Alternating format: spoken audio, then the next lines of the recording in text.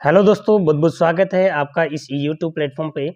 देखिए दोस्तों, हमने डिटेल एक्सप्लेनेशन की थी किसकी, कछवाहा राजवंश की।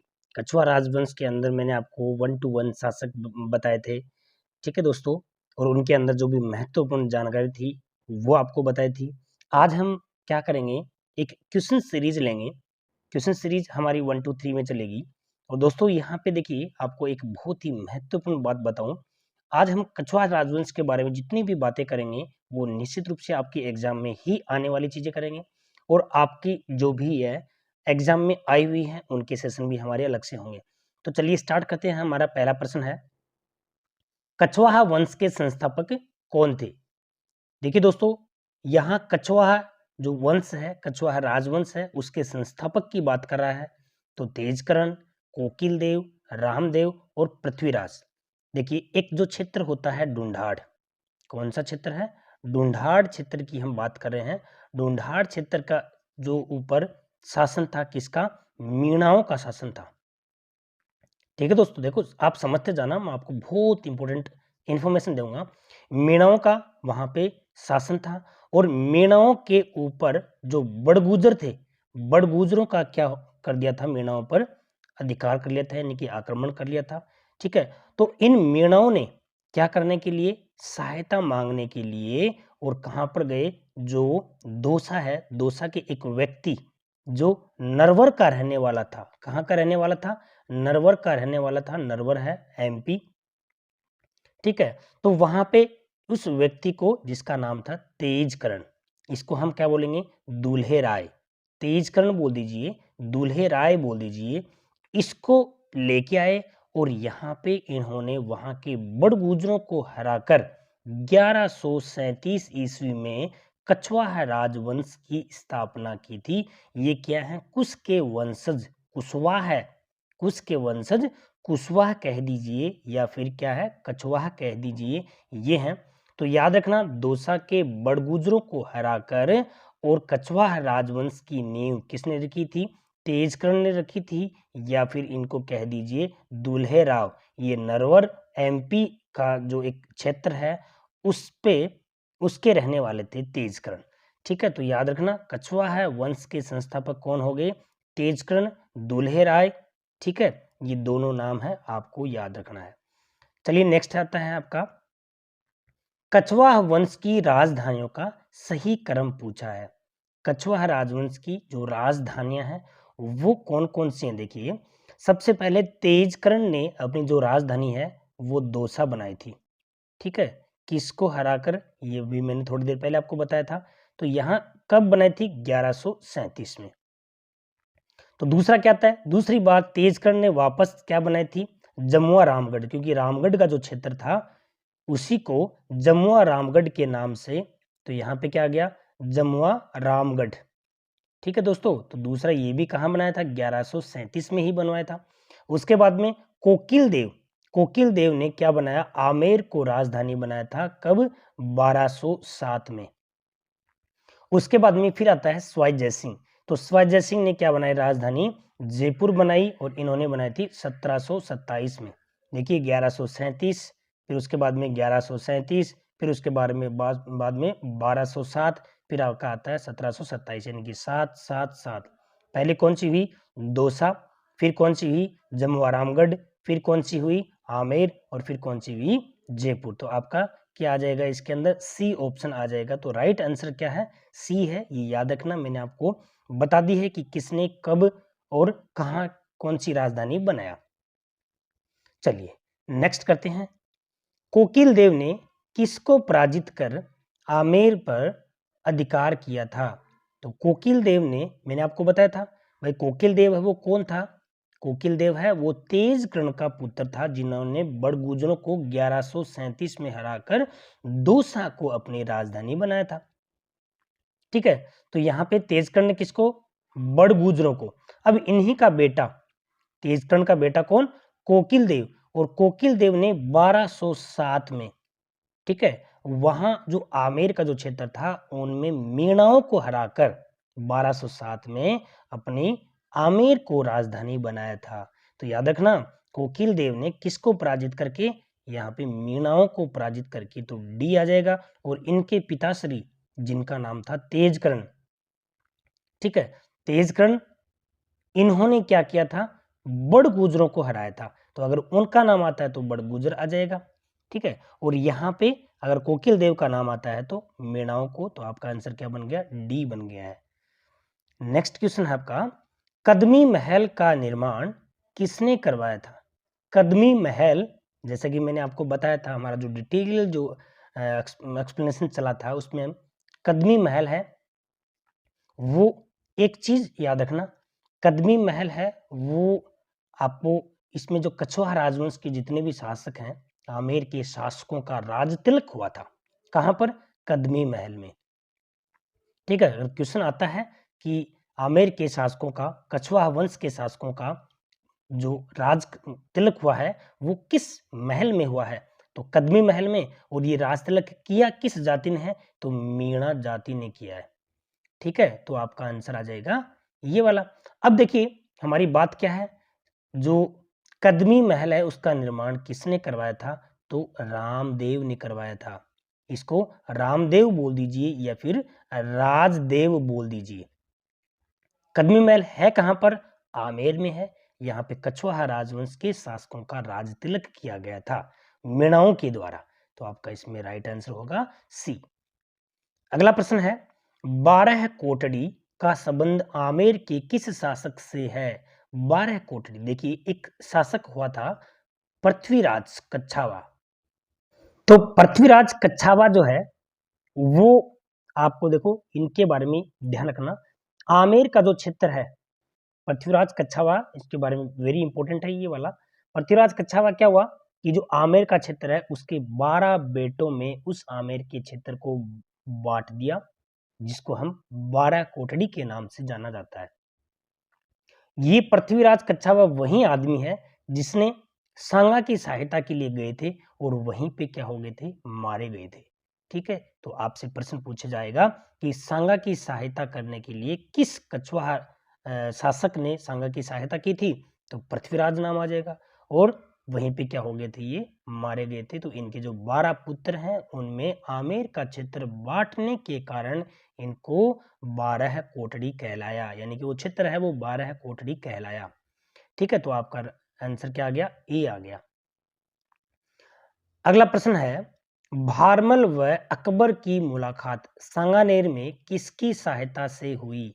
भारमल व अकबर की मुलाकात, देखो भारमल और अकबर की मुलाकात क्या होती है भाई, 2 बार होती है, पहली और यहां आ गई आपकी दूसरी, ठीक है। देखिए पहली मुलाकात होती है 1556 ईस्वी में और दूसरी मुलाकात होती है 1562 ईस्वी में। 1556 में हुमायूं के किले में होती है मुलाकात और 1562 में सांगानेर में होती है। पहली मुलाकात किसकी, भारमल और अकबर की 2 बार मुलाकात होती है। तो पहली मुलाकात जब 1556 में होती है हुमायूं के महल में, और करने वाले कौन हैं, मजनू खां। ये जो आपस में इन दोनों की जो मुलाकात है वो करवाने वाले कौन है भाई, मजनू खां हैं। तब किसने, अकबर ने बिल्कुल भी इनकी तरफ देखा ही नहीं, आंख उठाकर भी नहीं देखा। इसका मतलब इन्होंने इनको कोई भी भाव नहीं दिया। तो दूसरी बार क्या हुआ, इनकी जो मुलाकात हुई होती है वो 1562 ईस्वी में होती है और सांगानेर में होती है। और यहाँ पे ही क्या होती है, अकबर की जो है, अकबर के द्वारा क्या कर ली जाती है, भारमल के द्वारा अकबर की अधीनता है वो स्वीकार कर ली जाती है, ठीक है। तो यहाँ पे जो दूसरी मुलाकात है वो करवाने वाले कौन है, चगताई खां। कौन है, चगताई खां है। तो याद रखना जब ऐसे इस तरह से क्वेश्चन आपसे पूछा जाता है, ठीक है, तो आपका आंसर आ गया बी। तो पहली मुलाकात 1556 में, कराने वाले कौन, मजनू खां। दूसरी मुलाकात 1562 में, कराने वाले कौन, चगताई खां। पहली मुलाकात होती है हुमायूं के किले में, दूसरी मुलाकात होती है सांगानेर में। तब क्या होते हैं, उसके बाद में वैवाहिक संबंध है वो स्थापित होते हैं, ठीक है। चलिए अगला प्रश्न है, भारमल की वह पुत्री जिसका विवाह अकबर के साथ हुआ था। भारमल की वह पुत्री, देखो अभी थोड़ी देर पहले मैंने बताया था जब 1562 में भारमल ने अकबर के साथ में मुलाकात की थी, ठीक है। तो उस समय मुलाकात जब हुई थी तो इनकी जो पुत्री थी, कौन सी? यहाँ पे अधीनता स्वीकार कर ली जो उनकी पुत्री हरकाबाई जो थी, ठीक है। इनका आंसर क्या आता है आपका? हरकाबाई। हरकाबाई है इनकी शादी इनसे हो जाती है। उसके बाद में इनका जो एक होता है सेखू, ठीक है, क्या नाम है उसका? सेखू। जिसको सेखू के बाद में उसको क्या बोल दीजिए, चाहे सलीम बोल दीजिए, चाहे उसको क्या बोल दीजिए, जहांगीर बोल दीजिए। जहांगीर कौन है भाई? जयपुर का ये भांजा है, याद रखना है, ठीक है। तो जहांगीर इनसे उत्पन्न होता है और यहाँ पे क्या हो गया, इनकी जो मुलाकात, कई बार प्रश्न पूछ लेते हैं कि भारमल की पुत्री का विवाह है किस झील के किनारे पे, तो सांबर झील के किनारे पे इनका विवाह किया जाता है। तो ये आपका आंसर क्या आ गया? हरकाबाई, ठीक है। हरकाबाई का विवाह किससे हो गया भाई? यहाँ पे अकबर से हो गया। कब हो गया? 1562 में। और इनसे सेखू, सलीम, जहांगीर तीनों एक ही नाम है, इनसे वो पुत्र उत्पन्न होता है। और किस झील के किनारे? सांबर झील के किनारे। तो राइट आंसर हो गया बी। आमेर का वह शासक जो अकबर के नवरत्नों में शामिल था। देखिए आपको मैं शॉर्ट ट्रिक बताता हूँ, अकबर के नवरत्नों की बात बताता हूँ मैं आपको। बात बात में MDH, ये एक ट्रिक है। BAT, बात, BAT, बात बात में MDH, ठीक है, बात बात में MDH। तो देखो आप नोट कर लेना, B इज इक्वल टू, यहाँ पे B का मतलब क्या हो गया? भगवंत दास। A का मतलब क्या हो गया? अब्बुल फजल। T का मतलब हो गया तानसेन। अकबर के नवरत्नों की बात कर रहा हूँ, अगर बाय द वे आपसे पूछा जाए तब। तो B for Bhagwant Das, A for Abul Fazal, T for Tansen. फिर दूसरा क्या आता है? B for Birbal, A for Abdul Rahim Khan Khana, इस A का मतलब। फिर T का मतलब क्या हो गया? टोडरमल। फिर आता है M फॉर मानसिंह और D फॉर दो प्याजा, ठीक है। और H फॉर होता है हकीम हुकाम। ये क्या है? नवरत्न है यहाँ पे। तो हमसे एक ही पूछा है, तो ये आ गया आपका भगवंत दास आ गया। राइट आंसर हो गया बी। नेक्स्ट क्वेश्चन है, निम्नलिखित में से किसको अकबर ने फर्जन की उपाधि दी? फर्जन का मतलब क्या होता है? पुत्र होता है, ठीक है। यहाँ पे मान सिंह को दी थी फर्जन की उपाधि। इनका एक स्टेटमेंट है, मान सिंह क्या है, थोड़ा कद काठी के, थोड़ा छोटे थे, वैसे हट्टे कट्टे थे, लेकिन इनका रंग क्या था? सांवला था मान सिंह का। तो इनके बारे में अकबर ने एक स्टेटमेंट दिया था कि जब नूर बट रहा था तब तुम कहाँ थे। ये क्या बोला उन्होंने? जब नूर बट रहा था तब तुम कहाँ थे। अकबर ने ऐसा कमेंट किया था मान सिंह के लिए, ठीक है। तो ये कई बार एक बार पूछा हुआ सेकंड ग्रेड में कि ये स्टेटमेंट किसने दिया था ये, ठीक है। तो आपका फर्जन की उपाधि किसको दी गई थी? मान सिंह को दी गई थी। तो राइट आंसर क्या आ गया आपका? सी आ गया है। अगला प्रश्न है, मान सिंह की रानी कनकावती ने किसकी याद में जगत शिरोमणि मंदिर का निर्माण करवाया? देखिए मान सिंह है, इनके 3 पुत्र थे। मान सिंह को अकबर ने बंगाल अभियान पे भेजा था और इनके जो 3 पुत्र थे उनका क्या नाम है? दुर्जन सिंह, हिम्मत सिंह और जगत सिंह। दुर्जन सिंह, हिम्मत सिंह और जगत सिंह। अब क्या होता है कि बंगाल अभियान के दौरान मान सिंह के ये तीनों पुत्र मारे जाते हैं और इसीलिए मान सिंह की जो पत्नी है कनकावती, मान सिंह की पत्नी का नाम क्या था? कनकावती। इन्हीं ने अपने पुत्र जगत सिंह की याद में जगत शिरोमणि मंदिर का निर्माण करवाया था, ठीक है। और ये ऐसा कहते हैं कि इसी मंदिर में वही मूर्ति है जिसकी मीराबाई पूजा किया करती थी, ठीक है। तो आपका राइट आंसर क्या हो गया? सी हो गया। अगला क्वेश्चन है, औरंगजेब के दिमाग की चाबी किस आमेर के शासक को कहा जाता था? देखिए ऐसा कौन सा शासक है, आपसे मैं प्रश्न पूछूं, कि जिन्होंने 3 मुगल बादशाहों की सेवा की थी? कौन सी? जहांगीर की, उसके बाद में शाहजहां की, उसके बाद में औरंगजेब की, ठीक है। देखिए शाहजहां को, उस शासक को विश्वसनीय सेनापति कहा जाता है। किसको? ये आता है मिर्जा राजा जयसिंह, है ना। इसको शाहजहां का विश्वसनीय सेनापति कहा जाता है, जहांगीर का प्रसिद्ध सेनापति कहा जाता है और औरंगजेब के दिमाग की चाबी कहा जाता है। तो ये तीनों की तीनों आपको याद रखना है, कैसे भी क्वेश्चन है वो पूछा जा सकता है, ठीक है। और मिर्जा राजा की उपाधि किसने दी थी? शाहजहां ने दी थी। किसको? ये जयसिंह को, ठीक है। मिर्जा राजा की उपाधि किसके द्वारा दी गई है? शाहजहां के द्वारा।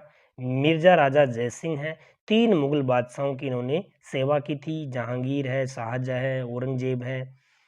प्रश्न ये पूछ लिया कि विश्वसनीय सेनापति किसके थे, शाहजहां के। जहांगीर के क्या थे, प्रसिद्ध सेनापति थे। और यहाँ पे दिमाग की चाबी किसकी थे, यहाँ पे औरंगजेब के दिमाग की चाबी थे। ठीक है, तो इस तरह से आपसे कैसे भी पूछे, आपका राइट आंसर क्या हो गया भाई, ए हो गया। बिहारी किसका दरबारी कवि था, बिहारी है वो किसका दरबारी कवि था। देखिए, एक तो बिहारी सतसई जो होता है उसके अंदर दोहे होते हैं, वो 713 दोहे हैं, ये भी याद रखना आपको। और बिहारी सतसई दरबारी कवि किसका था, मिर्जा राजा जयसिंह का था। ठीक है, तो ये आपका राइट आंसर है। नेक्स्ट क्या आता है आपका प्रश्न, पुरंदर की संधि के दौरान शिवाजी ने कितने दुर्ग मुगलों को दिए थे।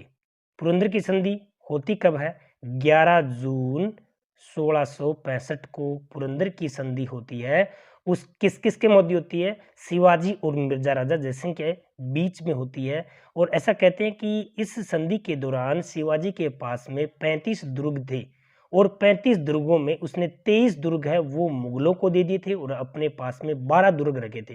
तो ये 12 दुर्ग तो शिवाजी ने रख लिए थे अपने पास में, और जो आपके 23 दुर्ग हैं वो किसको दे दिए थे, मुगलों को दे दिए थे। टोटल कितने दुर्ग थे इनके पास में, 35 दुर्ग थे। ठीक है, तो ये याद रखना, आपका जो अभी का राइट आंसर है वो क्या हो जाएगा, बी हो जाएगा। अगला प्रश्न है आपका, मिर्जा राजा जयसिंह को मिर्जा राजा की उपाधि किसने दी थी। अभी मैंने थोड़ी देर पहले बताया था। देखिए, मिर्जा राजा 2 को दी गई थी उपाधियां। एक तो होता है आपका मान सिंह, ठीक है, मान सिंह को मिर्जा राजा की उपाधि दी थी अकबर ने। और एक है आपका जयसिंह, जयसिंह को मिर्जा राजा की उपाधि दी थी शाहजहां ने। तो यहाँ आपका राइट आंसर हो गया बी। अगला प्रश्न है, सवाई जयसिंह ने मराठों का दमन करने के लिए किस सम्मेलन का आयोजन करवाया था। देखो, एक होता है हुरडा सम्मेलन। हुरडा सम्मेलन होता क्या है, एक तो आपको डेट याद रखनी है, 17/7/1734, 17, ठीक है, जुलाई 1734 को क्या होता है, हुरडा सम्मेलन होता है। इसके आयोजनकर्ता कौन है, सवाई जयसिंह है। और कारण क्या होता है, इसका रीजन क्या होता है, यहाँ पे हुरडा सम्मेलन का मुख्य जो कारण है वो मराठों का दमन। इसकी रूपरेखा तैयार करने वाला कौन है, मेवाड़ के शासक संग्राम सिंह द्वितीय, और इसके अध्यक्ष कौन है, जगत सिंह द्वितीय। ये 3-4 चीजें आपको याद रखनी है। तो यहाँ पे आपको क्या आता है, हुरडा सम्मेलन, सी आंसर हो गया। अगला क्वेश्चन आता है दोस्तों, जयपुर के वास्तुकार कौन थे। जयपुर के वास्तुकार, देखिए बहुत इंपॉर्टेंट क्वेश्चन है, यहाँ पे आपको बहुत बार क्वेश्चन पूछा जाता है। सबसे पहले आपको ध्यान रखना है कि जयपुर की स्थापना कब हुई थी, 18 नवंबर 1727 को हुई थी। ठीक है, यहाँ पे इसके संस्थापक कौन है, सवाई जयसिंह है। इसकी नींव रखने वाले कौन है, पंडित जगन्नाथ। नींव रखने वाले कौन है, पंडित जगन्नाथ है। उसके बाद में इसके जो शिल्पी हैं वो विद्याधर भट्टाचार्य है। ये याद रखना, विद्याधर भट्टाचार्य कौन है, वास्तुकार कह दीजिए इनको, चाहे इनको क्या कह दीजिए, शिल्पी कह दीजिए। नींव रखने वाले हैं आपके जगन्नाथ। तो आपका राइट आंसर क्या हो गया, सी हो गया। अब आता है मंडन और देपाक। तो ये मंडन और देपाक ये कौन है, तो मंडन और देपाक कुंभलगढ़ का है ये, तो मंडन तो, ठीक है, और ये देपाक है वर्णकपुर का जैन मंदिर है, उसके वास्तुकार हैं ये वाला देपाक, और मंडन है वो कुंभलगढ़ का। नेक्स्ट क्वेश्चन है, एशिया की सबसे बड़ी तोप है वो कौन सी है। एशिया की सबसे बड़ी तोप है वो है जेबान तोप। ठीक है, जेबान तोप है। ये ऐसा कहते हैं कि आपका जो चाकसू के ऊपर इसका एक गोला दागा, तो चाकसू के ऊपर जाके गिरा और वहां का आसपास का जो है सब क्षेत्र नष्ट हो गया। उसके बाद में ये ऐसा दागना बंद कर दिया, यानी कि वो ऐसी कैसी आज भी रखी है, सबसे बड़ी तोप है वो। बाकी गजनी, किलकिला, शंभूबाण, ये भी तोपों के ही नाम है, जो मेहरानगढ़ का दुर्ग है उसमें स्थित है। ये अगर आपसे पूछा जाए तो ये भी याद रखना है। अगला प्रश्न है, राजमहल का युद्ध कब लड़ा गया। देखिए, राजमहल है वो टोंक में है, याद रखना। और ये युद्ध है ईश्वर सिंह और उनके भाई कौन, माधो सिंह प्रथम, इन दोनों के बीच में ये युद्ध लड़ा जाता है। और ईश्वर सिंह के साथ में उनके सेनापति हरगोविंद नाटाणी हैं। ईश्वरी सिंह के साथ में उनके सेनापति हरगोविंद नाटाणी हैं, और यहाँ पे माधो सिंह है, उनके साथ में मेवाड़ के शासक हैं। और यह 1747 में लड़ा गया। कब लड़ा गया, 1747 में लड़ा गया। और यहाँ पे क्या होता है, ईश्वरी सिंह की, इसमें क्या होती है, ईश्वरी सिंह की, ठीक है, ईश्वर सिंह की विजय होती है। फिर इसी विजय के उपलक्ष्य में इन्होंने जयपुर में सरगासोली जिसको अपन बोलते हैं ईसरलाट, उसका निर्माण करवाया था ईश्वरी सिंह ने। तो आपका राइट आंसर आ गया इसमें ए आ गया। नेक्स्ट है दोस्तों, आमेर के किस शासक ने ईसरलाट से कूदकर आत्महत्या कर ली थी? तो देखो, जो राजमहल का युद्ध हुआ था उसमें विजय किसकी हुई थी? ईश्वर सिंह की हुई थी। उसने क्या करवाया था? ईसरलाट, जिसको अपने सरगासुली बोलते हैं, इसका निर्माण करवाया। ये है कहाँ पर? जयपुर में, जो त्रिपोलिया बाजार है वहां पर। और इसको जयपुर का विजय स्तंभ कहते हैं, इसको कुतुब मीनार कहते हैं जयपुर में, जयपुर की। तो याद रखना, आमेर के किस शासक ने, देखो इसमें क्या आती है, इसका जो राइट आंसर आता है आपका वो ईश्वरी सिंह ने। ईश्वरी सिंह ने 1750 में आनन फानन में और ईसरलाट से कूदकर आत्महत्या कर ली। और ऐसा कहते हैं कि ये एकमात्र ऐसे शासक थे जिनकी वहां पे इनकी जो कब्र है, यानी कि इनको कहाँ पर दफनाया गया, वहां पर इससे ईसरलाट में ही इनका अंतिम संस्कार किया गया यहाँ पर। ठीक है, तो आपका राइट आंसर क्या हो गया? एक यहाँ पे देखो, एक चीज और भी याद रखनी है आपको। इसके अंदर एक क्या हुआ था, बगरू का युद्ध भी हुआ था 1748 में। ये भी किसके बीच में? ईश्वरी सिंह और माधो सिंह प्रथम के बीच में। इसमें भी क्या हुआ था? ईश्वरी सिंह ही विजयी हुआ था। ठीक है। आमेर के किस शासक ने मराठों का कत्लेआम करवाया था? देखिए, माधो सिंह जो थे, माधो सिंह ने क्या कहा था कि आमेर के जो मराठा थे, मराठाओं के जो शासन था, मराठाओं को बोले कि भाई आप मेरी मदद करो, मैं आपको इतना धन दूंगा कि आपको कहाँ दूसरी जगह जाने की जरूरत ही नहीं है। तो मराठाओं ने इनकी मदद की थी। लेकिन इनको क्या होता है, इनको जब पता चलता है कि जो इनकी 1750 में इनके भाई ईश्वरी सिंह हैं वो कूदकर आत्महत्या कर लेते हैं, उसके बाद में माधो सिंह हैं वो मराठाओं को कत्लेआम करवा देते हैं। ठीक है, और उसके बाद में वहां पे क्या होती है, आमेर के अंदर वो राजगद्दी पे बैठते हैं। तो इसका जो राइट आंसर है वो क्या आ गया? सी आ गया है। तो दोस्तों, इस तरह से हमने बहुत ही महत्वपूर्ण और बहुत ही अच्छे ढंग से इनको एक्सप्लेन किया है। आपको शेयर करना है। नेक्स्ट सेशन में देखेंगे बहुत ही important questions. Thanks for watching it.